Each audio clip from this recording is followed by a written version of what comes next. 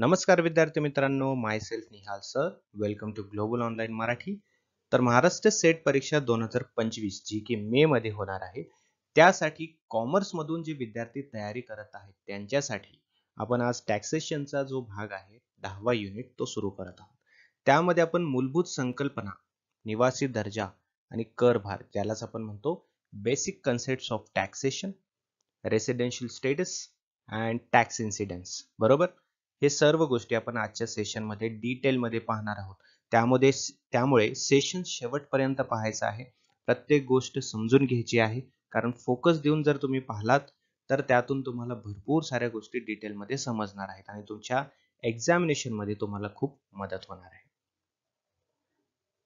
Lecture सुरू करण्याआधी एक खूप महत्त्वाची सूचना तुम्हाला सांगू इच्छितो. मित्रांनो बघा, ज्याला क्वालिफाय व्हायचे त्या विद्यार्थ्यांना मी सांगत आहे, जे सिरियसली प्रिपरेशन करत आहेत त्यांच्यासाठी, की बघा, ज्या विद्यार्थ्यांना पेपर सोपा जातो, तो सोपा का जातो? कारण प्रिपरेशन जितकं आपण चांगलं करतो तेव्हाच आपल्याला तो सोपा जातो. म्हणजेच आपल्याला आपलं प्रिपरेशन एक स्ट्रॉंग करावं लागेल, एक सिरियस प्रिपरेशन करावं लागेल. ठीक आहे, त्या दर्जाचं प्रिपरेशन आपलं व्हायला पाहिजे, तेव्हाच आपल्याला पेपर सोपा जातो. तर आपला पेपर सोपा जावा यासाठी ग्लोबल ऑनलाईन घेऊन आलेला आहे paper two complete course for commerce. यामध्ये तुमच्या प्रिपरेशनला एक बूस्टअप मिळणार आहे, एक चालना मिळणार आहे. कारण यामध्ये तुम्हाला लाईव्ह लेक्चर्स मिळणार आहेत. लाईव्ह लेक्चर्स मध्ये तुमचे कन्सेप्ट क्लिअर होणार आहेत आणि त्यासोबतच तुमचे डाऊट सुद्धा लाईव्ह क्लिअर होणार आहेत. त्यासोबतच तुम्हाला मिळणार आहे कम्प्लीट सिलेबस नोट्स, जे की मराठी आणि इंग्लिश या दोन्ही लँग्वेज मध्ये असणार आहेत. त्यामुळे भाषेचा काही यामध्ये एक विषय नाही. फुल सिलेबस मॉक टेस्ट तुम्हाला मिळणार आहे, जेणेकरून तुमचे 10 युनिट जे आहेत त्यावरती तुमची फुल प्रॅक्टिस होऊन जाईल. त्यासोबतच PYQs with explanation, previous year questions, मागील वर्षाचे जे प्रश्न आहेत तुमच्या युनिट वरती विचारलेले, तुमच्या सब्जेक्ट वरती विचारलेले, ते तुम्हाला मिळणार आहेत एक्सप्लेनेशन सोबत. मॅरेथॉन्स असणार आहेत, म्हणजेच या मॅरेथॉन मध्ये तुमच्या 10व्या, तुमच्या 9व्या, म्हणजे प्रत्येक युनिट वरती तुमचे मॅरेथॉन्स MCQs असणार आहेत, जेणेकरून तुमची प्रॅक्टिस जास्त होईल. 4000 पेक्षा जास्त MCQ सिरीज तुम्हाला मिळणार आहेत. 4000 MCQs प्रॅक्टिस जर तुम्ही कराल तर तुम्हाला कुठलाही प्रश्न घाबरवू शकणार नाही, तुम्हाला क्वालिफाय करण्यापासून अडवू शकणार नाही. त्यासोबतच कम्प्लीट पेपर 1 कोर्स जो आहे तो फ्री मिळणार आहे. म्हणजेच पेपर 2 जर तुम्ही घ्याल तर तुम्हाला पेपर 1 त्यासोबत फ्री मिळणार आहे. म्हणजे तुमचं पेपर 1 आणि पेपर 2 दोन्हीची तयारी या एक्झामिनेशन मध्ये होऊन जाईल. फीस त्याची आहे 12,000, बट जर तुम्ही आत्ता जर लगेचच जॉईन कराल तर त्यामध्ये डिस्काउंट मिळून तुम्हाला 8,000 मध्ये पेपर 2 आणि पेपर 1 दोन्ही मिळणार आहे. लगेचच या नंबरवरती कॉन्टॅक्ट करायचा आहे. व्हॉट्सअप मेसेज किंवा व्हॉट्सअप कॉल करून या नंबरवरती तुम्ही काय करू शकता, हा कोर्स जॉईन करू शकता. जर जमत नसेल तर एक काम करा, अँड्रॉइड फोन उचला, त्यावरती प्ले स्टोअर वरती जा. प्ले स्टोअर वरती सर्च करा ग्लोबल ऑनलाईन. आपला लोगो तुम्हाला तिथे दिसेल. इन्स्टॉल करा ऍप्लिकेशन, ओपन करा. ओपन केल्यानंतर तुमचं ऍप्लिकेशन अशा प्रकारे दिसेल, है ना. ओपन केल्यानंतर तिथे तुम्हाला जायचं स्टोअर सेक्शन मध्ये. स्टोअर सेक्शन मध्ये इथे तुम्हाला सर्च करायचं आहे MH सेट पेपर 2 कॉमर्स. ठीक आहे, हा कोर्स तुम्हाला तिथे दिसून जाईल. क्लिक करायचंय. क्लिक केल्यानंतर असं तुम्हाला एक कंटेंट म्हणून तिथे ऑप्शन दिसेल. कंटेंट मध्ये जायचंय. कंटेंट मध्ये सर्व तुमच्या गोष्टी तुम्हाला मिळतील. Mock taste, notes, recorded sessions, live session सुद्धा तुमचे तिथेच होतील. ठीक आहे, तर अशा प्रकारे तुम्ही ऍप्लिकेशनच्या थ्रू सुद्धा हा कोर्स जॉईन करू शकता. ठीक आहे, तर अजिबातच वेट करू नका, फटाफट जॉईन करा. तुम्हाला डिस्काउंट मध्ये हा कोर्स मिळून जाणार आहे, पेपर 2 आणि पेपर 1 दोन्ही सुद्धा. आलं लक्षात? चला तर सुरू करूया सेशनला. तर सर्वात आधी आपण पाहूया basic concept of income tax. ठीक आहे, काही मूलभूत संकल्पना आहेत टॅक्सेशन मध्ये, त्या अगोदर आपल्याला जाणून घेणं अत्यंत महत्त्वाचे आहे. कारण त्या बेसिक कन्सेप्ट वरच आपला पूर्ण जो कंटेंट आहे, म्हणजेच आपला जो युनिट आहे तो आधारित आहे. त्यामुळे बेसिक कन्सेप्ट कव्हर होणं गरजेचं आहे. तर त्यामध्ये आपण बघा, पहिला आपण डेफिनेशन पाहूया. ठीक आहे, काही डेफिनेशन्स मध्ये पहिला आहे इन्कम. इन्कम म्हणजे काय असतं बघा, हे सेक्शन 2 सबसेक्शन 24 मध्ये सांगितलेलं आहे ऍक्टच्या. Includes salaries, house property income, profit and gains of business और profession, then capital gain and income from other sources. So basically आपल्याला इथे काय सांगण्याचा प्रयत्न केलाय की इन्कम म्हणजे काय. ठीक आहे, टॅक्सेशन मध्ये जी इन्कमची डेफिनेशन आहे ती म्हणजेच कुठल्या कुठल्या आयकराला म्हणजे कुठले कुठले नॉट आयकर, कुठले कुठले आपले जे उत्पन्न आहे, कुठल्या कुठल्या गोष्टीतून आपल्याला पैसा मिळतो, बरोबर ना? त्याला आपण इन्कम म्हणून टॅक्सेशन मध्ये कन्सिडर केलं जातं. ठीक आहे. ह्या इन्कमला या दिलेल्या या ठिकाणी तुम्ही स्क्रीनवर जे इन्कम वेगवेगळे पाहत आहात ते सेक्शन 2 सबसेक्शन 24 मध्ये दिलेले आहेत. ठीक आहे. त्या ऍक्टच्या आधारावरती यांना इन्कम म्हणून कन्सिडर केलं जातं. समजतंय? म्हणजेच तुमची सॅलरी आहे, जर कोणी जॉब करणारा असेल, ठीक आहे, त्याची सॅलरी म्हणजे तुमचं इन्कम आहे. ठीक आहे. आता ते टॅक्स स्लॅब काय आहे, किती इन्कम वरती तुम्हाला टॅक्स लागतो, तो वेगळा भाग आहे. परंतु सॅलरी असेल तर त्याला इन्कम म्हणून कन्सिडर केला जातं. हाऊस प्रॉपर्टी इन्कम आहे. ठीक आहे.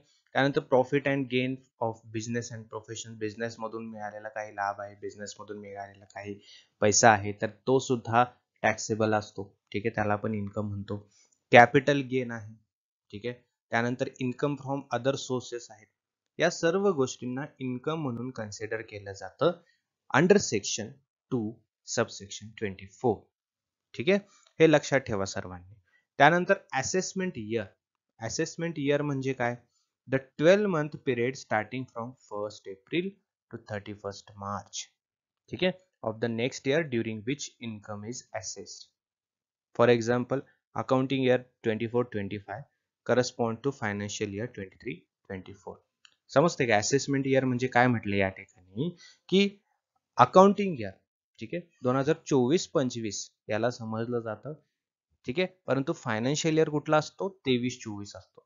असेसमेंट आपल्याला कुठला करायचा आहे? जो पिरियड 1 एप्रिल ते 31 मार्च पर्यंत कालावधीमध्ये असतो त्याला असेसमेंट इयर म्हटलं जातं. समजतंय? असेसमेंट म्हणजे ज्यामध्ये आपल्याला इन्कम असेस करायचा आहे, मोजायचा आहे, कॅल्क्युलेट करायचा आहे, त्याला आपण असेसमेंट इयर असं संबोधतो. ठीक आहे. हे लक्षात ठेवा. मग असा इयर ज्यामधलं आपल्याला काय करायचं आहे, ज्या इयरचं आपल्याला असेसमेंट करायचं आहे, तपासणी करायची आहे, मोजमाप करायचं आहे, त्याला आपण असेसमेंट इयर म्हणतो. आलं लक्षात? त्यानंतर आहे प्रिव्हियस इयर, मागील वर्ष. ठीक आहे. ज्या आर्थिक वर्षात उत्पन्न मिळते, ठीक आहे, ज्या आर्थिक वर्षात आपल्याला उत्पन्न मिळते त्याला प्रिव्हियस इयर असं म्हटलं जातं. म्हणजे ज्या वर्षामध्ये तुम्हाला उत्पन्न मिळालेलं आहे, ज्या वर्षामध्ये तुम्हाला पैसा मिळालेला आहे, त्या वर्षाला आपल्याला प्रिव्हियस इयर म्हणावं लागतं. ठीक आहे. तर financial year in which income is earn केलेलं ना तुम्ही इन्कम, त्याला म्हटलं जातं प्रिव्हियस इयर. ठीक आहे. एक्झाम्पल म्हणून बघायला गेलं तर income earn during financial year 23-24 will be assessed in 24-25. समजलं का? म्हणजे 23-24 मध्ये जर तुम्ही पैसा कमवलेला आहे तर त्याची असेसमेंट कधी होणार? 24-25 ला होणार. त्याला अकाउंटिंग इयर म्हणतो आपण. ठीक आहे. मग प्रिव्हियस इयर म्हणजे काय?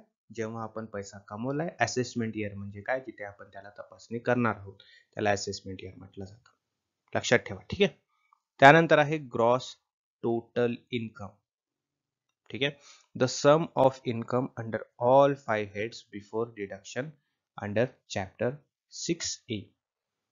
5 प्रकारचे जे उत्पन्न आहेत, वेगवेगळे 5 प्रकारचे उत्पन्न आपण जे पाहिलेले आहेत, ठीक आहे, त्यामधून टोटल म्हणजे एकत्रित जर केलं सर्व उत्पन्न, ते एकत्रित रक्कम जी आहे त्याला आपण ग्रॉस टोटल इन्कम म्हणतो. त्यामध्ये आणखीन कुठलंही डिडक्शन वगैरे झालेलं नाही. त्यामध्ये आपल्याला कुठलाही खर्च आपण त्यातून वजा केलेला नाही. ठीक आहे. त्यामधून कुठलाही आपल्याला इन्व्हेस्टमेंट वगैरे काहीही वजा केलेलं नाही. जसाच तसा जो उत्पन्न आपल्याला झालेला आहे तो टोटल इन्कम म्हणजे आपण ग्रॉस टोटल इन्कम असं त्याला म्हणतो. आलं लक्षात? पुढे बघा टोटल इन्कम आहे. टोटल इन्कम म्हणजे काय? जीटीआय मायनस परमिसिबल डिडक्शन. जीटीआय म्हणजे ग्रॉस टोटल इन्कम. बरं का? ग्रॉस टोटल इन्कम मधून परमिसिबल डिडक्शन्स जेव्हा आपण मायनस करतो, ठीक आहे, मग आता इथे काय केलेलं आहे? बाकीचे खर्च बिर्च सगळं डिडक्शन करून आता जो उरलेला आहे त्याला म्हटलं जातं टोटल इन्कम. आलं लक्षात? सेक्शन 80C 80D एक्सेट्रा याच्यामधून जे डिडक्शन्स वगैरे होतात है ना, काही असेल ते, मग त्याला म्हटलं जातं डिडक्शन केल्यानंतरचं उत्पन्न म्हणजेच टोटल इन्कम. टोटल इन्कम आणि ग्रॉस टोटल इन्कम हे दोन्ही वेगळे आहेत. जीटीआय वेगळं असतं, टोटल इन्कम वेगळं असतं. लक्षात ठेवा. ठीक आहे. एक्झम्पशन. एक्झम्पशन म्हणजे काय असतं बघा? Income not included in taxable income. सोपं आहे. एक्झम्पशन म्हणजे काय? तुम्हाला काय दिलेलं? सूट दिलेली आहे. है ना? असं उत्पन्न ज्याच्यावरती टॅक्स लागत नाही ते काय आहे? एक्झेम्प्टेड आहे. ठीक आहे, त्याला काय केलेलं आहे, करपात्र आहे असं त्याला त्या करपात्रामध्ये ते उत्पन्न समाविष्ट करून घेतलेलं नाहीये, त्याला म्हटलं जातं exemption. So whatever the income is which is exempted from tax, okay, it is called exempted income. What else? काय अवघड आहे याच्यामध्ये? काहीच नाही. काय रॉकेट सायन्स आहे? काहीच नाही. काय सायन्स आहे? काहीच नाही. सोप्पं आणि सरळ आहे. ज्या उत्पन्नाला आपल्याला कर द्यावा लागत नाही त्याला एक्झेम्प्टेड इन्कम म्हणतो आपण. ठीक आहे. त्यानंतर आहे तुमचं डिडक्शन. डिडक्शन म्हणजे काय? Specific amount deducted from GTI to arrive at taxable income. An example, investment in PPF under section 80C. आता काय म्हटलंय, जेव्हा जीटीआय मधून म्हणजेच ग्रॉस टोटल इन्कम मधून आपण काहीतरी डिडक्ट करतो, आपला जो उर्वरित खर्च बिर्च सगळं डिडक्ट केला, एक्झेम्प्टेड इन्कम वगैरे सगळं काढ, ठीक आहे, त्या काढलेल्या गोष्टीला, त्या खर्चाला, त्या डिडक्शनला, त्या वजावटीला आपण काय म्हणतो? डिडक्शन म्हणतो. ठीक आहे, जीटीआय मधून वजा केलेली विशिष्ट रक्कम ज्यामुळे करपात्र उत्पन्न कमी होते. ठीक आहे, ती वजा केलेली जी विशिष्ट काय म्हणतात त्याला, रक्कम जी आहे, त्या रकमेला, त्या वजा केलेल्या रकमेला डिडक्शन म्हटलं जातं. आलं लक्षात? ह्याला म्हणतात आपले डिडक्शन, एक्झम्पशन. हे सर्व जे संकल्पना आहेत हे खूप गरजेचे आहेत, कारण पुढे जेव्हा आपण हे कन्सेप्ट जसं जसं पुढे ऍडव्हान्स मध्ये जाऊ तेव्हा हे सर्व शब्द आपल्याला पुढे त्रास देणार आहेत. ठीक आहे, त्रास देणार आहेत इन द सेन्स, आपल्याला जर बेसिक कन्सेप्ट क्लिअर नाही झाला तर मग त्रास देणार आहेत. त्यामुळे आत्ताच मी बेसिक कन्सेप्ट जे तो कव्हर केलेला आहे, म्हणून ते पुढे त्रास देणार नाही. ठीक आहे, एकदम सोप्या सरळ भाषेमध्ये खूप बारीक बारीक एकदम डाऊन टू अर्थ जाऊन आपण हे शिकणार आहोत, जेणेकरून ज्याला टॅक्स माहित नाही त्याला सुद्धा कळणार आहे. कारण टॅक्स कसा विषय आहे हे प्रत्येक माणसाला समजणं गरजेचं आहे, युनिव्हर्सल आहे. ठीक आहे, असं नाही की एक्झाम पास करण्यापुरताच आपल्याला माहिती पाहिजे. जर एक्झाम पास करण्यापुरतंच जर आपण केलं म्हणजे चांगली गोष्ट आहे, बट आपल्या पूर्ण आयुष्यामध्ये जितकं आपण उत्पन्न कमवणार आहोत तिथं टॅक्स लागणार आहे. त्यामुळे आपल्याला टॅक्स हे शिकणं आपली एक मूलभूत गरज आहे असं समजा. ठीक आहे, तेव्हाच तुम्ही चांगल्या प्रकारे एकदम डिटेलमध्ये टॅक्स शिकू शकणार आहात. आलं लक्षात? आणि तसंच आपण शिकणार आहोत सोप्या भाषेमध्ये एकदम. ठीक आहे, आता वळूया आपण रेसिडेन्शियल स्टेटस, निवासी स्थान. ठीक आहे, आता बघा रेसिडेन्शियल स्टेटस का महत्वाचं आहे, कारण आपल्या भारतामध्ये जो व्यक्ती राहणार आहे, आपला जो रहिवासी आहे, त्याच्या रहिवासी वरती आपलं जे इन्कम टॅक्स आहे तो निर्भर असतो, म्हणजेच त्याच्यावरती अवलंबून असतो. ठीक आहे, मग तो एनओआर आहे, आरओआर आहे, ठीक आहे, म्हणजेच रेसिडेंट बट ऑर्डिनरी रेसिडेंट आहे, नॉन रेसिडेंट आहे की रेसिडेंट आहे, यावरती त्याचं टॅक्स अवलंबून असतं. त्यामुळे हे रेसिडेन्शियल स्टेटस आपल्याला शिकणं खूप महत्वाचं आहे. बघा आता रेसिडेन्शियल स्टेटस काय काय असतात. ठीक आहे, residential status of a person determines the scope of income. ठीक आहे, subject to tax in India. A persons residential status is classified as follows. तर मी तुम्हाला दाखवतो नंतर. ठीक आहे, निवासी दर्जा ज्याला आपण म्हणतो रेसिडेन्शियल स्टेटस, हे भारतामध्ये किंवा भारतातील जो व्यक्ती आहे, भारतातील जो आपला रेसिडेंट आहे, त्याला करपात्र उत्पन्नाची व्याप्ती ठरवतो. समजतंय? त्यामुळे रेसिडेन्शियल स्टेटस समजून घेणं गरजेचं आहे. बघा आता रेसिडेन्शियल स्टेटस ऑफ इंडिव्हिज्युअल, एका व्यक्तीचं रेसिडेन्शियल स्टेटस कसं असतं ते आता आपण पाहूया. ठीक आहे, ऑर्डिनरी रेसिडेंट पहिला भाग, ज्याला आपण काय म्हणतो, रहिवासी. कसा रहिवासी? सामान्य रहिवासी. ठीक आहे, residential status of individual resident, ज्याला आपण ऑर्डिनरी रेसिडेंट म्हणतो, त्याचे काही अटी असतात. ठीक आहे, an individual is considered a resident if they satisfy any one of the following basic conditions.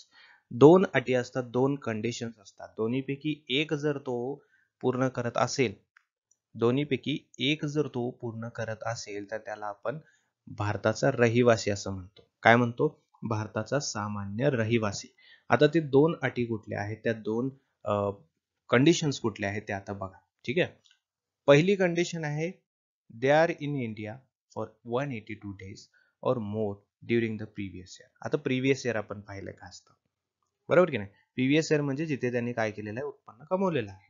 तर त्या प्रिव्हियस इयर मध्ये जर तो भारतामध्ये 182 दिवस किंवा 182 दिवसापेक्षा जास्त राहिलेला आहे तर त्याला आपण म्हणतो सामान्य रहिवासी.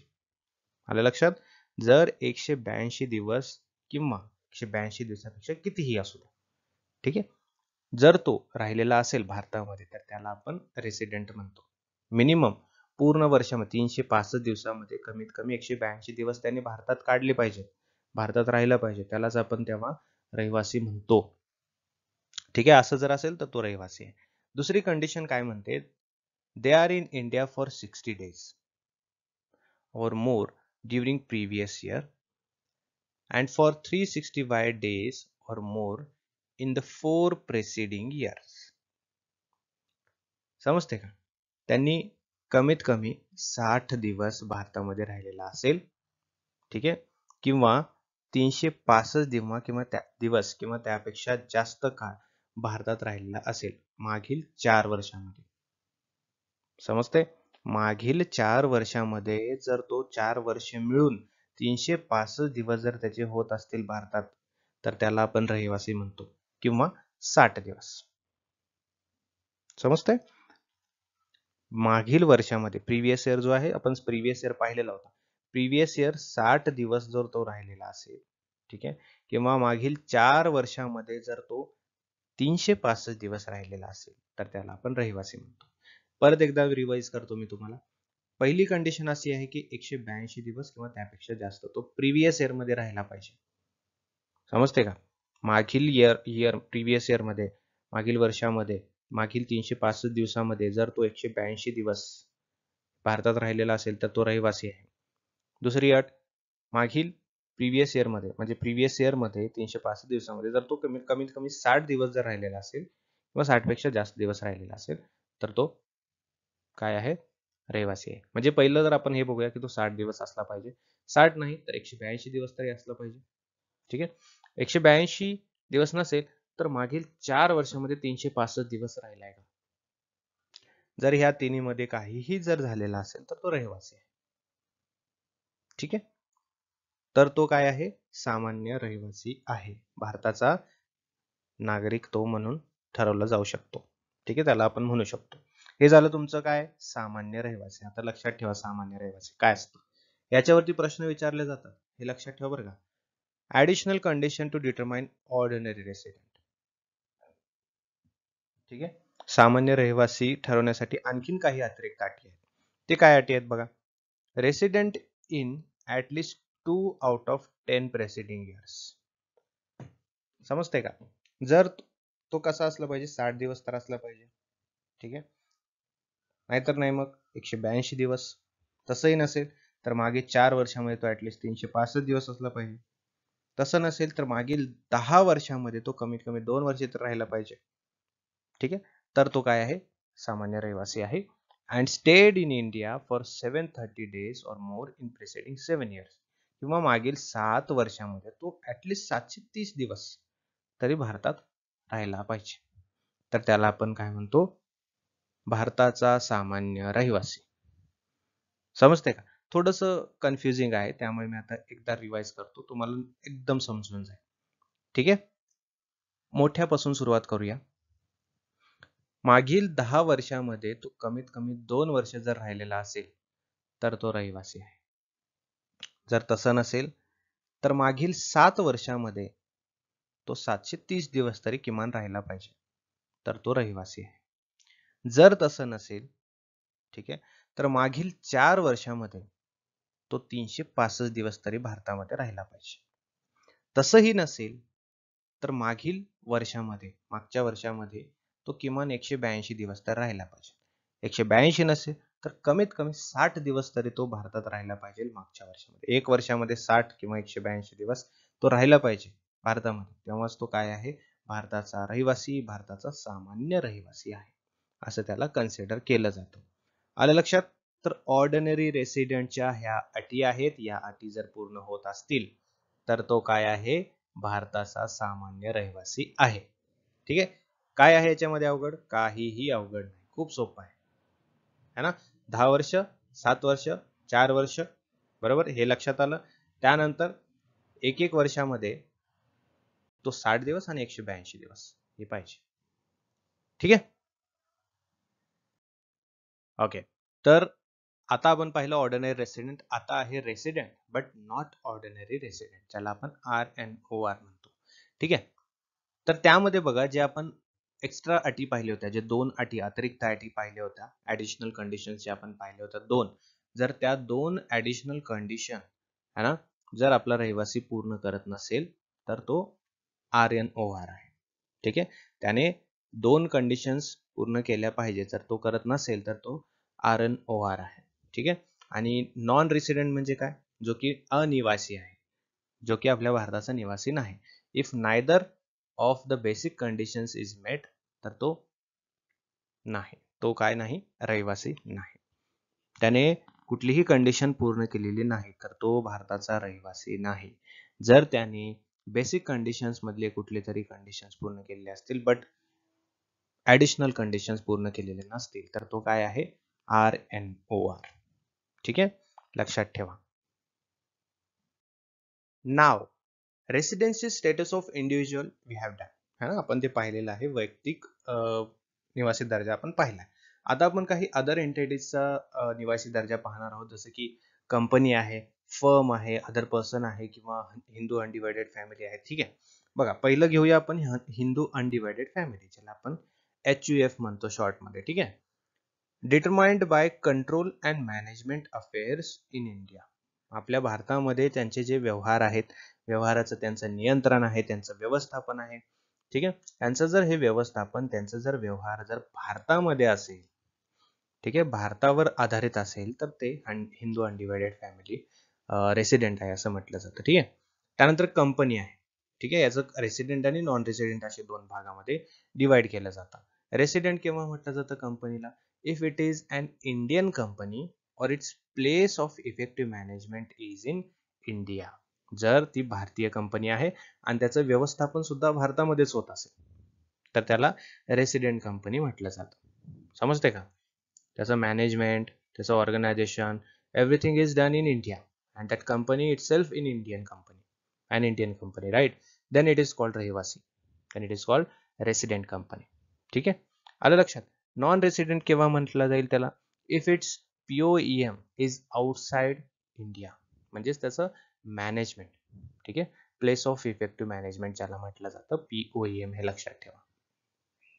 ठीक आहे. प्लेस ऑफ इफेक्टिव्ह मॅनेजमेंट जर त्याचं आउटसाइड इंडिया असेल, जर प्रभावी व्यवस्थापन ठिकाण भारताबाहेरचं असेल, तर त्याला नॉन रेसिडेंट आपण म्हणतो. नॉन रेसिडेंट म्हणजे काय, अनिवासी. ठीक आहे. आणि रहिवासी केव्हा, जर त्याचं व्यवस्थापन भारतामध्ये असेल तर. ठीक आहे. पुढे आहे firm, AOP, BOI, other person, everything, त्यांच्या सर्वांसाठी determined by the place of control and management of their affairs. ठीक आहे. आता त्यांचंही सेम आहे, त्यांचा व्यवहार, त्यांचं POEM जो आहे तो भारतात आहे, भारताबाहेर आहे, त्याच्यावरती डिपेंड आहे त्यांचं नागरिकत्व. ठीक आहे. हे आहे बाकी एंटायटीजचं रेसिडेन्शियल स्टेटस. आता काही हे भाग बघा, तुम्हाला थोडंसं लक्षात येईल. प्रत्येक जो रेसिडेंट आहे, RNOR आहे, नॉन रेसिडेंट आहे, त्यांचं टॅक्सेबल इन्कम कसं आहे, ठीक आहे, डिपेंडिंग ऑन इंडियन. ठीक आहे, इंडियन टॅक्सेशन, राईट. मग ते टॅक्सेशन कसं होतं बघा. रेसिडेंट असेल, ठीक आहे, all global income is taxable. त्याचं सगळं जागतिक उत्पन्न जे आहे ते करपात्र असणार.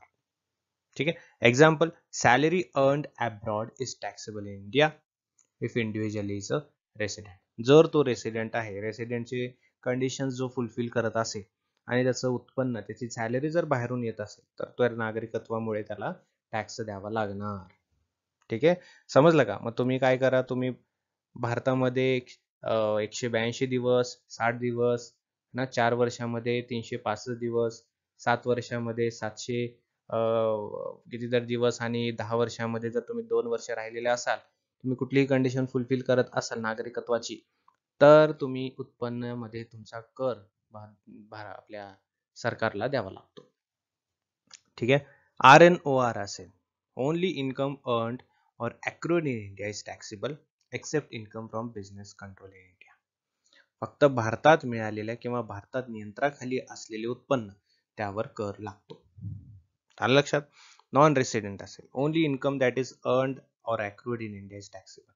जर भारतामध्येच कमवलेला असेल, ठीक आहे, मिळवलेला असेल, उद्भवलेला असेल, तर ते टॅक्सेबल आहे, अन्यथा बाहेरचा वगैरे असेल तर त्याला टॅक्स नाही लागत, कारण तो रेसिडेंटच नाही, मग त्याला कशाचा टॅक्स द्यायचा है ना.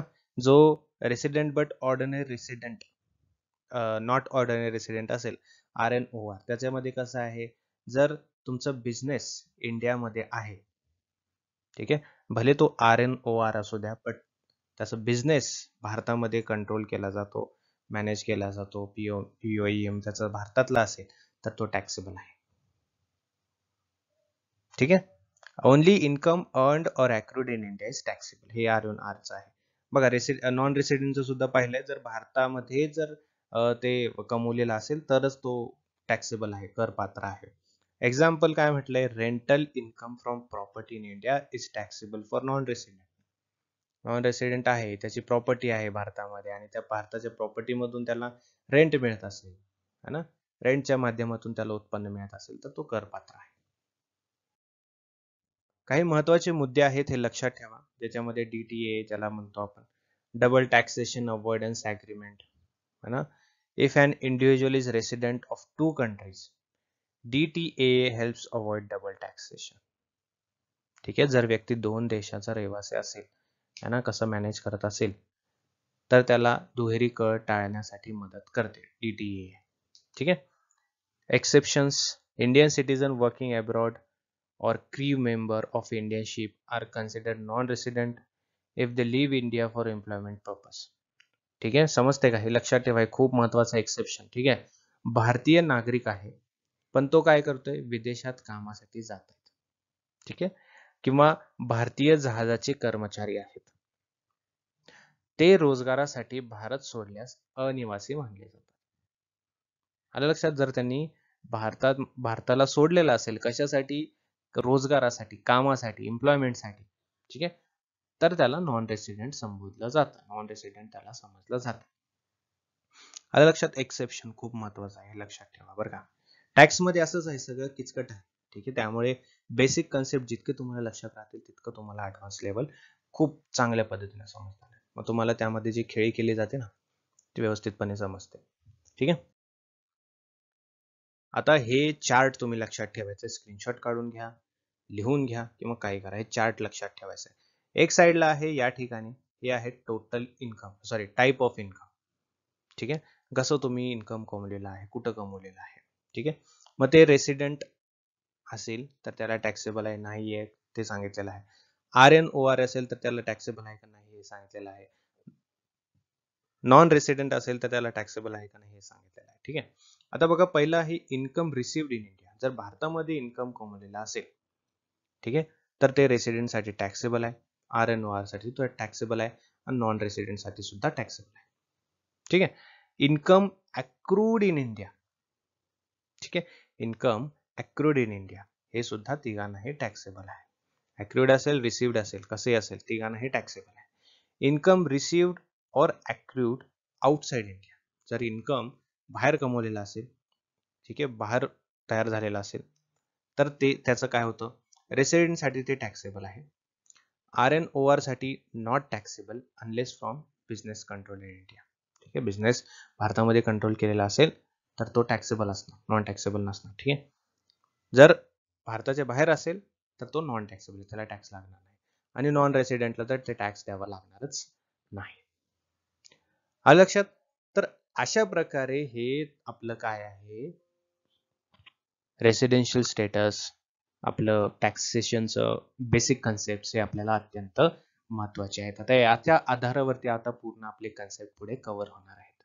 ठीक आहे.